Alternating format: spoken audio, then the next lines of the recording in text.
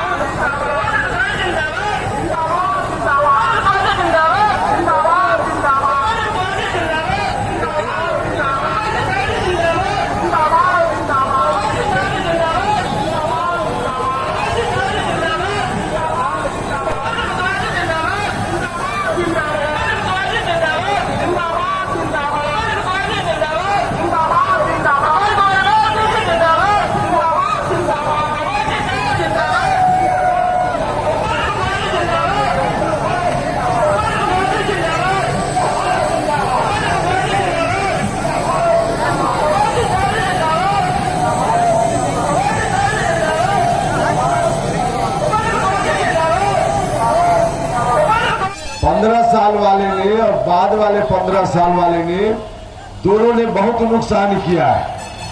काम तो कुछ नहीं किया,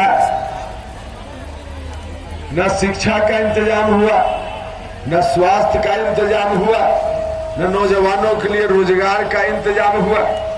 कुछ किया ही नहीं इन लोगों ने। मौका दिया 15 साल उनको भी और 15 साल इनको, दोनों को मौका दिया, लेकिन नहीं किया। जब नहीं किया तो जनता के बीच वोट मांगना है, तो क्या कहकर वोट मांगा जाए। देखिए इन लोगों का रवैया पुराना रवैया है। याद कीजिए जब लालू जी सरकार में होते थे, जब चुनाव का समय आता था तो चुनाव के समय घूम घूम कर कहते थे भैया हमको वोट जरूर दीजिए, नहीं दीजिएगा तो आपकी सुरक्षा खतरे में पड़ जाएगी। आपको डरा कर लालू जी हमेशा वोट लेते थे। आपके बाल बच्चों के लिए अच्छी तालीम कैसे हो यह कहकर वोट नहीं लेते थे। नौजवानों को रोजगार कैसे मिले, क्या किया उन्होंने रोजगार के लिए, क्या उनकी उपलब्धि रही, यह कभी नहीं कहते थे। अपना हिसाब नहीं देते थे। जब चुनाव आता था खास करके अल्पसंख्यक भाइयों से कहते थे कि हमको वोट नहीं दीजिएगा तो सुरक्षा आपकी खतरे में पड़ जाएगी। भाइयों बहनों, इस धरती पे अगर कोई सुरक्षा दे सकता है तो ऊपर वाला अल्लाह भगवान सुरक्षा दे सकता है और कोई दूसरा सुरक्षा नहीं दे सकता। तो डरा कर वोट लेने का काम हमेशा किया उन्होंने, और उसी रास्ते पर बड़े भाई ने डरा कर वोट लिया और मंझले भाई जिनका 15 साल से चल रहा है यह भी आए तो अभी ये भी घूम रहे हैं और अभी उनके रास्ते पर चल पड़े हैं। और यह भी कहते हैं कि भैया अगर हमको वोट नहीं दीजिएगा तो फिर पुराना 15 साल आ जाएगा। मतलब डरा कर वोट लेना उनका भी काम था और डरा कर वोट लेना इनका भी काम है। दोनों एक ही रास्ते पर चले, क्योंकि दोनों ने कुछ नहीं किया बिहार। अगर दोनों ने किया होता तो 30 साल कोई कम समय नहीं होता। 30 साल पहले जिस बच्चा का जन्म हुआ होगा, आज तो स्कूल कॉलेज पार करके नौकरी मिली कि नहीं मिली उस मोड़ पर खड़ा होगा, उस स्थिति में खड़ा होगा। तो 30 साल कोई कम समय नहीं होता है। जन्म हुआ होगा जिसका 30 साल पहले, नौकरी मांगते मांगते थक चुका होगा, अब तो उसका बेटा बेटी नौकरी मांगने के लिए घूम रहा होगा सड़क पर। तो 30 साल बहुत समय होता है। इन लोगों ने चाहा होता तो बहुत कुछ होता, किया कुछ नहीं।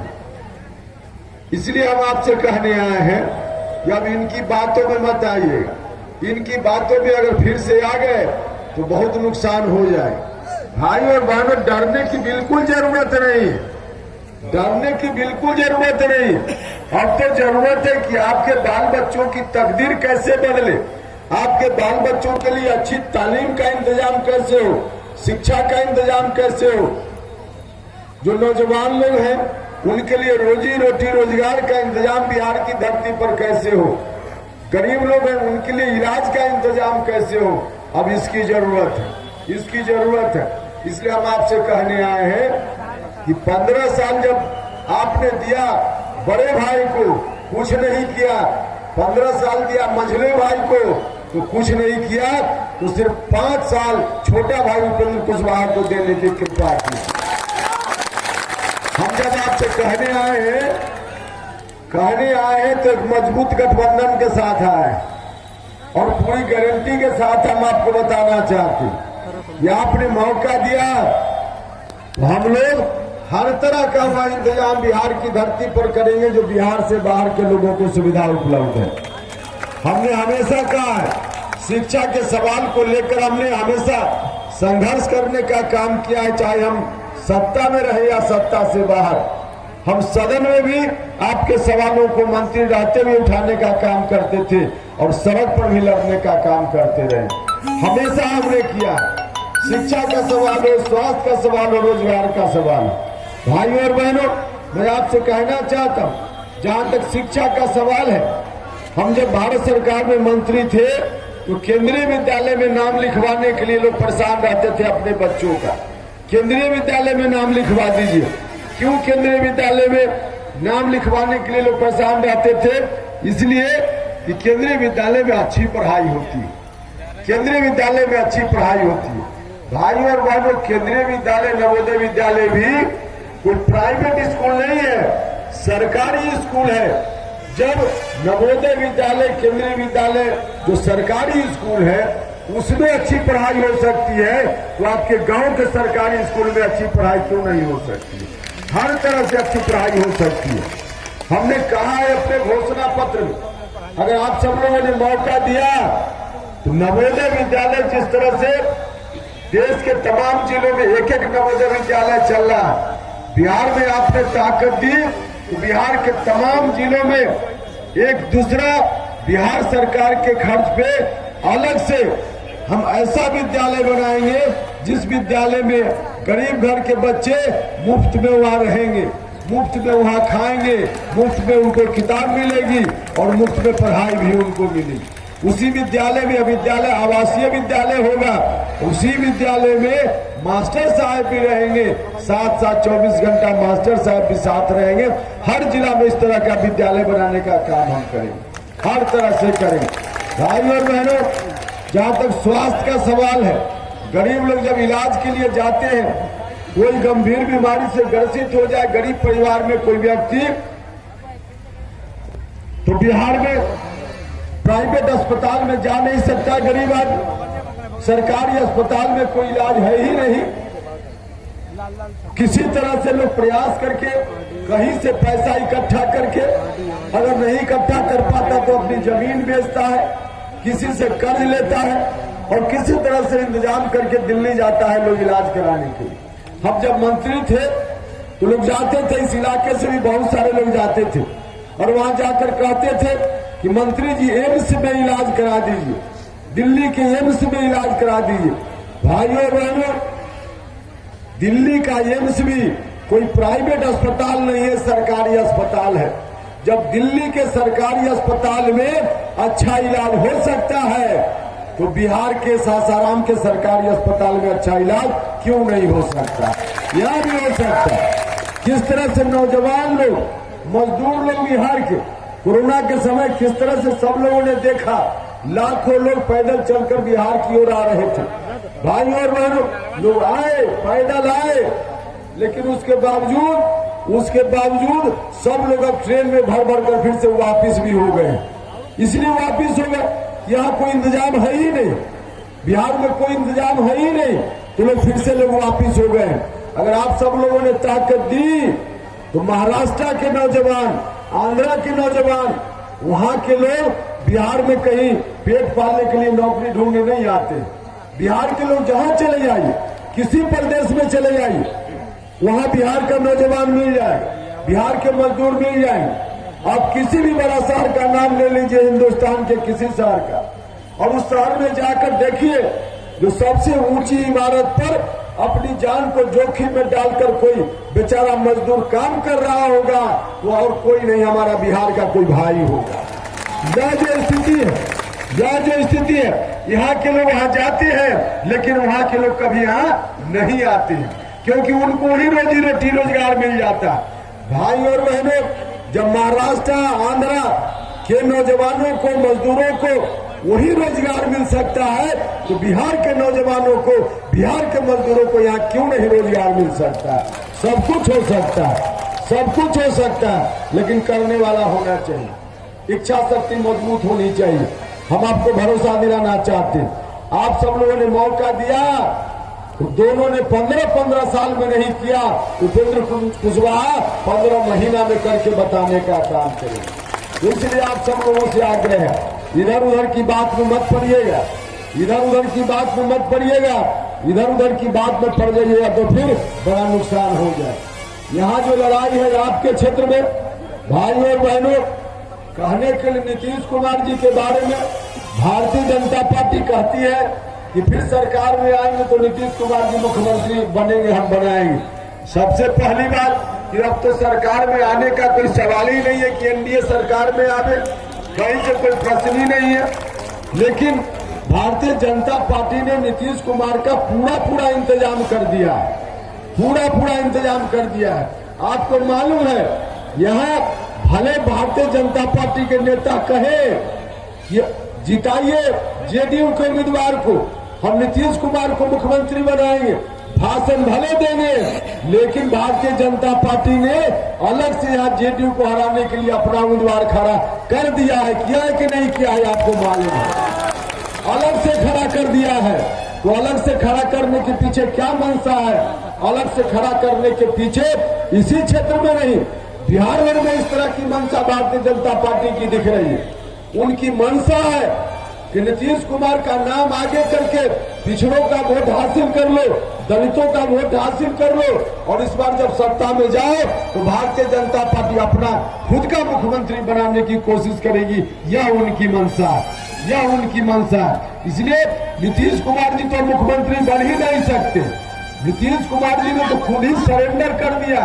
यह जो स्थिति है, नीतीश कुमार जी अंदर सेट कर चुके हैं। भारतीय जनता पार्टी के लोग और जेडीयू को लोग अंदर सेट कर चुके हैं।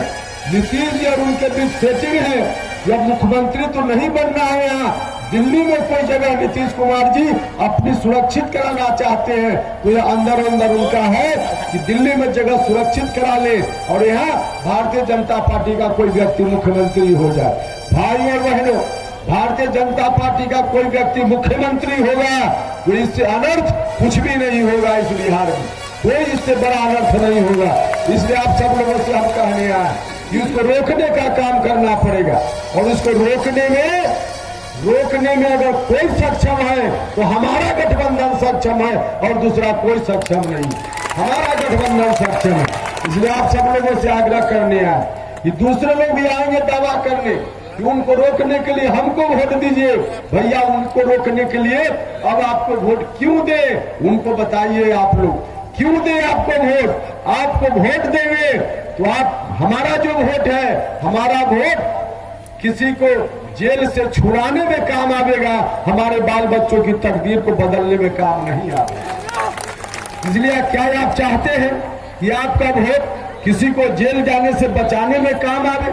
आपका वोट किसी को जेल से छुड़ाने में काम आवे, या आपका वोट आपके बाल बच्चों की तकदीर को संवारने में काम आवे? या आपको फैसला करना है। हम आपसे बार बार यही आग्रह करना चाहते हैं कि आप सब लोग मिलकर यदि चाहते हैं कि भारतीय जनता पार्टी अपनी साजिश में सफल नहीं हो, तो सब लोगों को इस गठबंधन, जिस गठबंधन में मायावती जी, उपेंद्र कुशवाहा ओवैसी साहब हैं, इस गठबंधन को ताकत देने का काम करना पड़ेगा। ताकत देने का काम करना पड़ेगा। आप सब लोगों ने ताकत दिया, हर तरह से हम इंतजाम करेंगे। नौजवान लोग परेशानी में रहते हैं। यहाँ से साथी अभी भाषण दे रहे थे कि किस तरह से वैकेंसी निकलती है कब, और ज्वाइनिंग लेटर 1.5 साल 2 साल के बाद भी मिले कि ना मिले उसका कोई ठिकाना नहीं। होता ही है, यह विज्ञापन निकलता है, नौजवान लोग आवेदन करते हैं, परीक्षा कब होगी कोई ठिकाना नहीं। कभी गलती से परीक्षा अगर हो भी गई तो पता नहीं, रिजल्ट निकलने